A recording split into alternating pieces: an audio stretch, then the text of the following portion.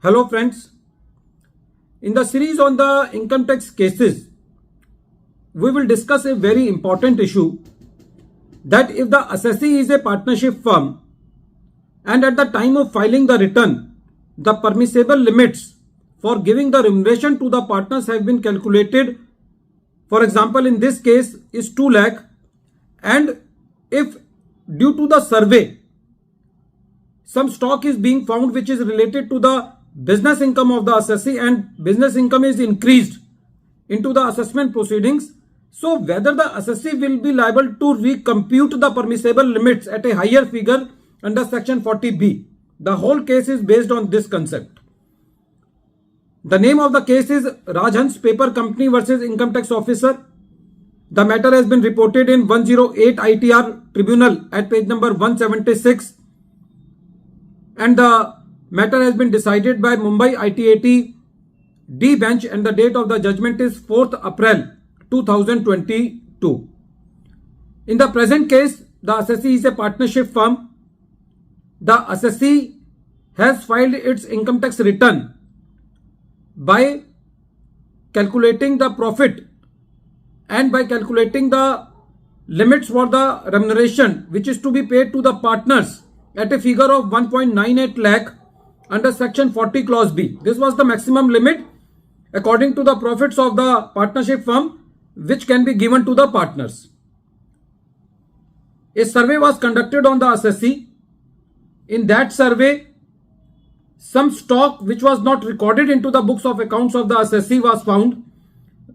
This stock was related to the paper and board in which the assessee was dealing, and when assessee again filed its return of income, then the assessee showed this excess amount of stock into its business income. But when the assessment was going on, the assessing officer was of the opinion that this excess stock represents income from other sources. So first of all, the dispute was that whether this income should come into the income of business income or income from other sources. AO calculated it into income from other sources. So the question of calculating the higher limits under section 40 clause B was not arising as far as the assessing officer was concerned.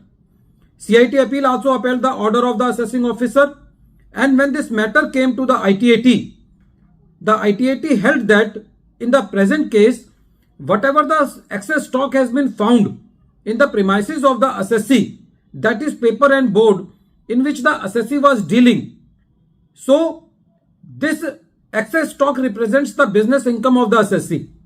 And more importantly, the department has not challenged that this stock does not belong to the business of the assessee. So as far as this aspect was concerned, that whether this stock represents the business income of the assessee, it was clear, and ITAT held that in the present case, the excess stock of paper and board in the present set of facts and circumstances relates to the business income of the assessee.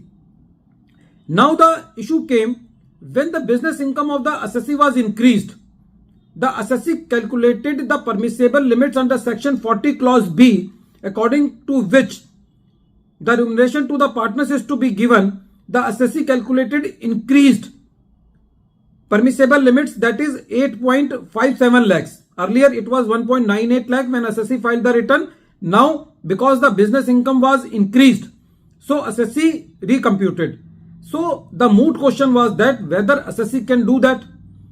On this point, the ITAT held that the permissible limits under section 40 clause B is to be calculated according to the book profits.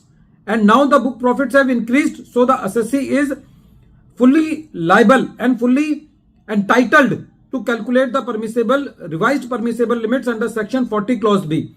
Sometimes the question arises that how the assessee is impacted, whether it is shown into the income from other sources or into the business income.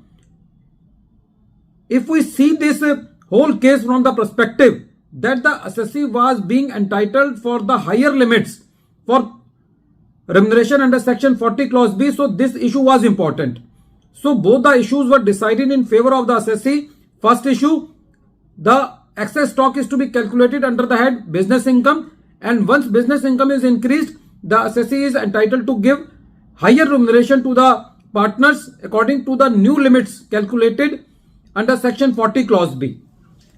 At the end of this video, once again I am repeating the name of the case. The name of the case is RAJHANS Paper Company versus Income Tax Officer, and this case has been reported in 108 ITR at page number 176. The matter has been decided by Mumbai ITAT, and the date of the judgment is 4th April 2022. Thank you, friends.